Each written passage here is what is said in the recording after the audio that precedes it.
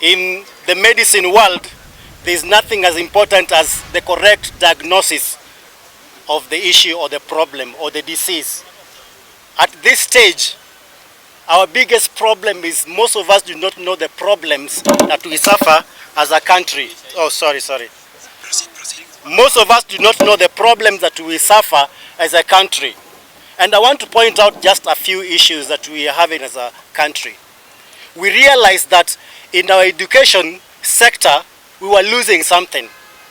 It had become so competitive to the extent that the school principals will collude with some of the guys in NEC to buy exams, to steal the exams and to give them to students so that they will score so many A's just to get A's for the value of it. But that watered down the quality of our education. So what did our current president do? He came up with a team of experts to find out what exactly the nation as a whole could do to solve this issue. Education is so important, my guys. Those of you who've gone to colleges will realize that most of our universities, you would have a lecture using the same notes they used 10 years ago to teach students in the faculties that are supposed to compete with other students from other parts of the world in the same course.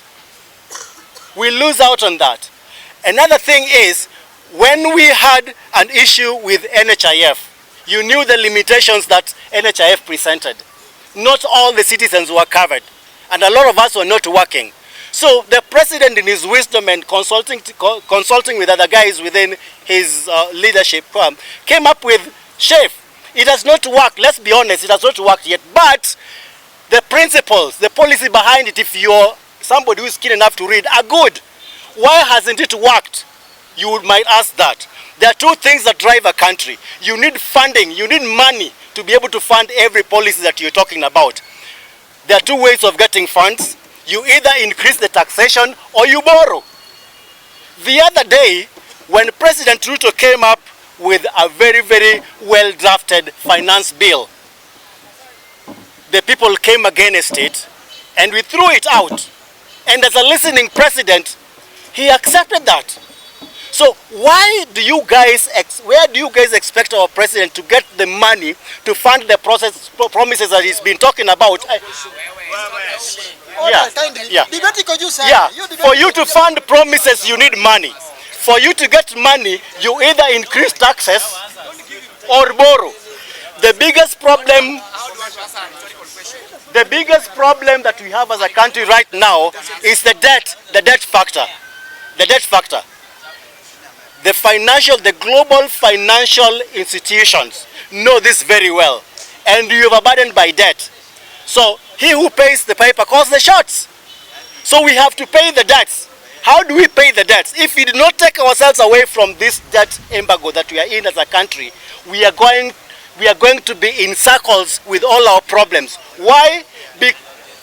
Because every money that we get, they'll be calling shots on this because we have their money, we have to pay. So one of the things that President Ruto wanted to do is to make sure that we get as much money as possible to do away with this international debt. Because without the international debt, then we will have our own internal resources to begin to plan on how to invest them on important areas like the studies you guys were talking about. Without money, we can talk as for as many international studies as you want, but we will not move on. Let me talk about AU a little.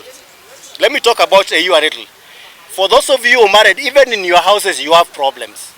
Okay? And if the husband position was left to elections in any house, I can assure you the women will be winning it every year round. Because not even your kids will support you as a husband. But God saw into it the wisdom that the husband is not an elective position. So you remain an husband whatever you do. The same thing with AU here. Somebody said that AU is a lame duck. No, it's not. When we talk about regional politics, okay, that's when people of significance in Africa get together and decide what we want to do as a people.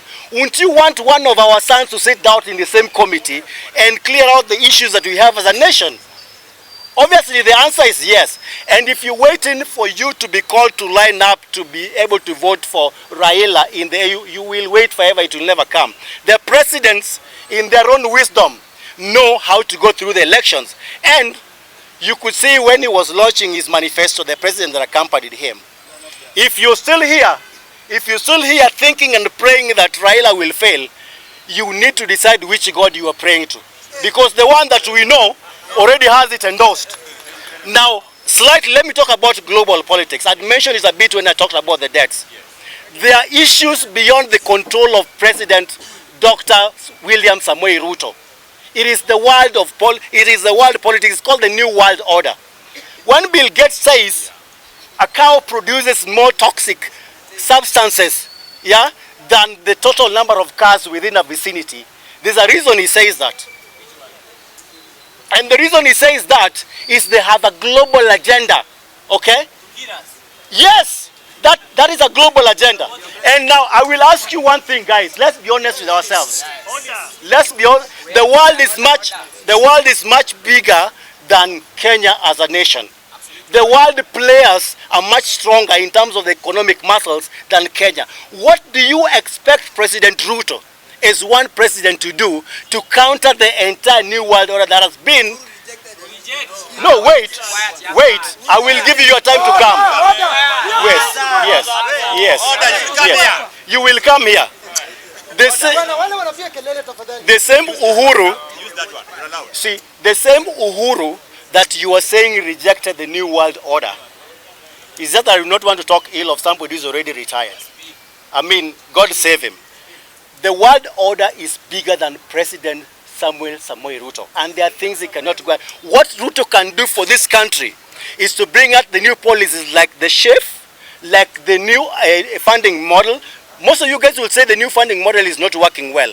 But if you look at it globally, the cost of producing a graduate has increased exponentially. More so if you want somebody who is an all-round graduate, not the one taught by lecture notes of a professor that last checked his notes 15 years ago. And he's still trying to use that to produce a graduate that is going to compete globally. We are a global village. We're not just having graduates that are going to compete within Africa itself or Kenya itself. We want a graduate that is going to compete within internationally. And they're going to, like this guy who came up with a very good M-Pesa innovation. If you can have more of that. And that's the reason why, no matter how selfish you are, if you look at the CBC and the way it's structured, you can see those kids starting to do innovative things that 844 as structured was not doing. 844 was based on cramming. CBC is based on innovation. You can see your own kids trying to do things that you could never even have imagined yourself. So let's give credit where it's due. President Ruto has brought us some very good new policies. And to wind up on my short speech is this. Guys, it is time we sat down as a people and thought about solutions to our problems. We can change personalities forever and presidents forever. But if we do not sit down and know where the problems are, where the shoe pinches, if you don't as a people say that, well, enough is enough about changing people, like they did in the America, come out with structures and policies in place so that you do not care. Somebody said that atujali kama ni mbwa atakuwa. When you put the right policies and structures in place, even a dog will be a very good president. Support the current president in enlisting the right procedures and policies. Put them in place. You can help him by telling them, knowing how to fine-tune some of the policies that he's going to put in place. But standing here and saying that President Ruto will go home before 2032 is the wildest dream I ever had in this country. And if you are here, and I will tell you for free, whether you vote or not, and I can say this as a prophet, I'm not a prophet, but I can say this, take it to the bank. President Ruto will serve until 2032. Thank you very much.